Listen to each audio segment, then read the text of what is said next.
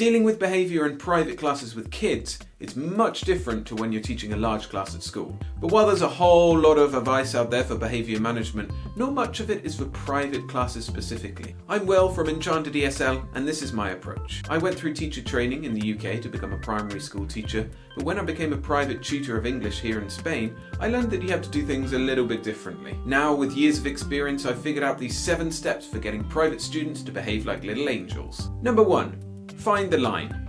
What do you expect? On a scale of good behaviour in green to unacceptable behaviour in red, there's kind of a middle ground. There you might find things like getting up and walking around, making jokes, interrupting the teacher, or eating in class. With large classes in schools, we tend to set the line at the green end, at the lower level, where there are more limitations and more rules. This is normal. With so many people to manage, if you let them do too much, chaos will reign. But with an individual or a small group, you can let them get away with a little bit more because you can keep on top of it. Is there any reason why kids couldn't eat in class?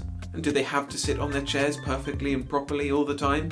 I've found that students enjoy a more casual and relaxed experience as it puts them in the right frame of mind for learning.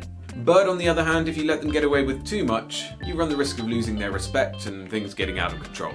So you have to find the line that you're happy with. And there are a few things to consider when you're doing this. First is the type of class you'll be doing. If it's lots of games and activities and running around, obviously the rules are going to be different to if you're doing a grammar-based class where you have to sit down and be attentive all the time. Second is your own style of teaching and what you are comfortable with. I like my classes to be exciting and rowdy with lots of laughter because it gets students expressing themselves more. Sometimes parents question my methods when they see their kids having quite so much fun while they're learning, but when they see the results, they see that my methods work. I think in private tutoring, the traditional mindset can take a backseat for some things. It can be a bit more liberal. However, there may be particular things that you just don't tolerate at all. For me, eating in class is fine, but popping bubble gum? No. And I'm sure you have your own preferences as well.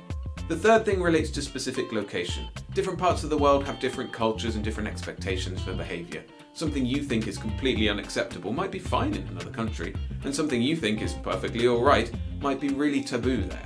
And if you're teaching online, things might be different too. You might be more lenient with students who don't seem to be listening because maybe there's a connection problem. But you may enforce the policy of absolutely no eating in class because you don't want to hear them munching down the microphone. My strategy is to think of what things I accept and then set the line a little bit lower than that. And then over time you can gradually shift the line, and I'll show you how to do that later. Step 2. Draw the line and set expectations.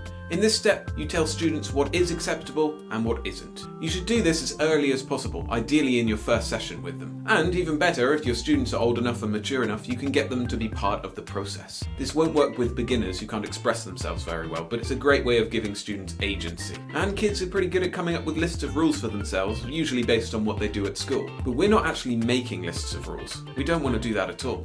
Why? Because context matters. Let's take the commonly stated rule, always listen to the teacher while they're talking. Seems like a great rule, right? But is it always applicable? What if a pair of students are working on a little project independently and the teacher is talking to another student, helping them out? Do the students working together have to be silent while the teacher is talking to the other one? I don't think so. In this case, it's perfectly fine for them to be talking while the teacher is talking. Alright, so you could change the rule to don't talk while the teacher is explaining something to the class. But that only really covers one situation. Do you have to make a rule for all of the other situations as well? Another example, you could make the rule you're allowed to eat in class, but not while we're doing arts and crafts, not while we're playing a game that has tokens that could get sticky, not while we're writing something neat, you're not allowed to eat smelly food, you're not allowed to eat disgusting food. You get the point. Instead of giving specific rules, we should give concepts that apply to all situations.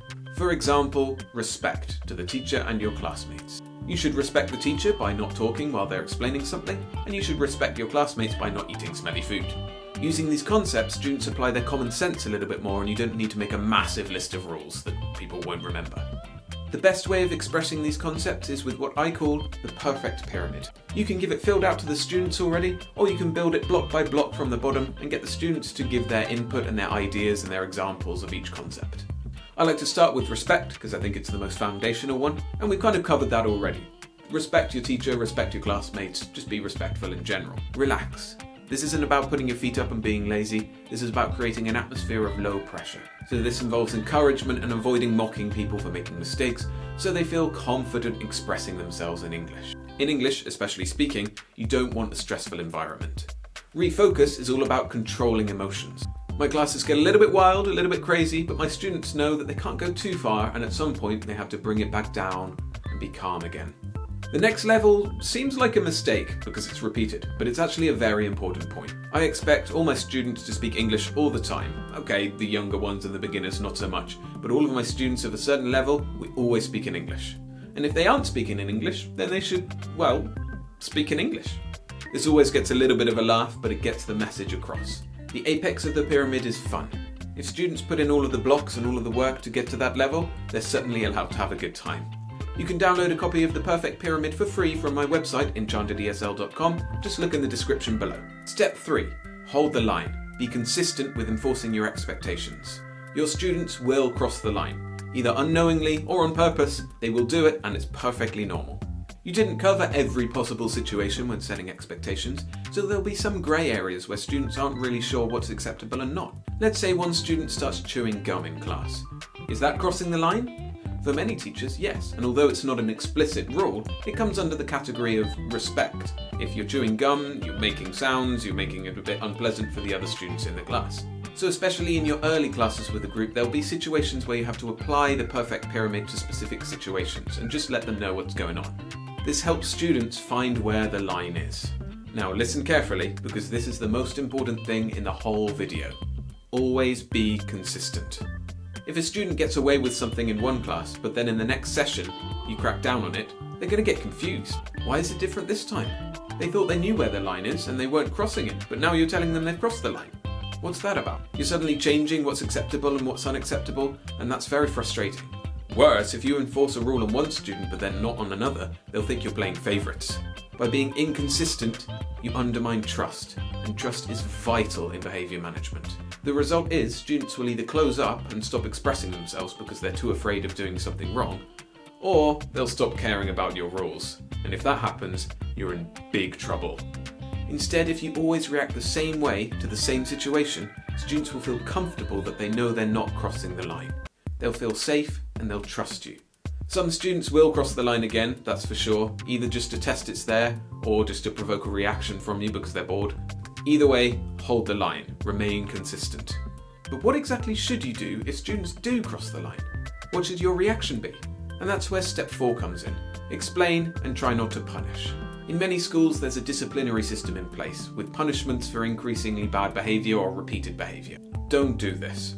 I'm not even sure that it works in schools, and it definitely won't work in your private tutoring. In fact, it can be really tricky as a private tutor. You don't have a senior member of staff that you can send students to if they're naughty, and you can't take away break time because you don't have breaks. Instead, you need to deal with misbehaviour in a calm and respectful manner, explaining to them why they've crossed the line and why you don't like that.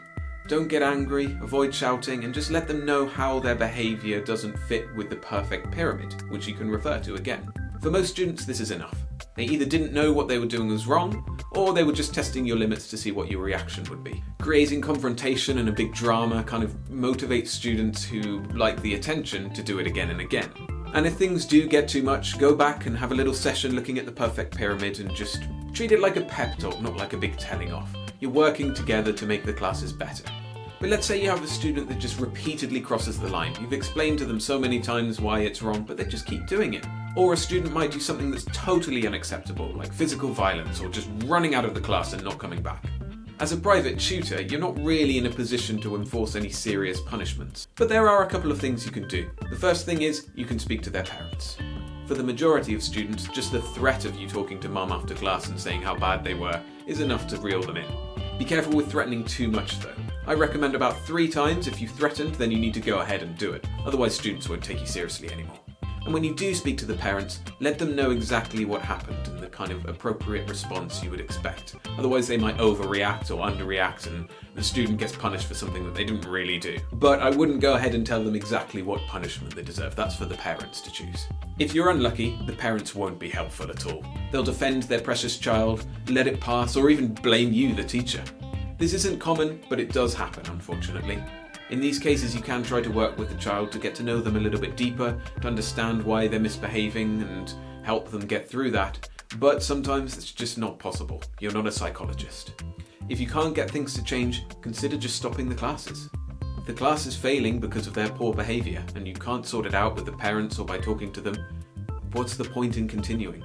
Unless you're desperate for their money, you can afford to stop the classes and pick up somebody else. It's not the ideal scenario, but if it's making you unhappy, if they're not getting value from their classes, then it's probably the best solution. And it doesn't mean you're a bad tutor. It's happened to me, it's happened to everybody. Sometimes you just get kids that you don't work well with. As long as you do everything you can and fulfill your side of the bargain, you can't really do much more. Step number 5. Praise, but not too much. I've been taught again and again to praise students for good behaviour. This is a good idea to an extent. It lets students know that what they're doing is okay and encourages them to continue doing that thing. But it can get patronising, especially with older kids. And it's hard to keep it genuine when you're coming up with something to praise every 2 minutes.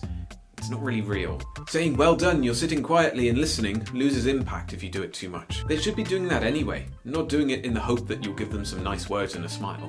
There are 3 times when I use praise. First, to highlight an individual action that a student does, for example, being extra kind or putting in a lot of effort in something. Second, when you've just had a chat with a student who's done something bad, and they're now doing something good, you want to reinforce that positive behaviour. And the third, at the end of a class, if the whole group or the individual has done really well and the class has been fantastic and they've learned a lot, then I'll just give them some words of praise and just say thank you for a really good class. This kind of spontaneous, genuinely meaningful and unconditional praise is a lot more powerful than just praising. Step 6 is about moving the line. Earlier in the video I said you should always hold the line, keep it consistent. But there are times when you might want to shift it very slowly, very gradually. You don't want to change your expectations dramatically from week to week, but you can slowly tighten things up or become a little bit more lenient.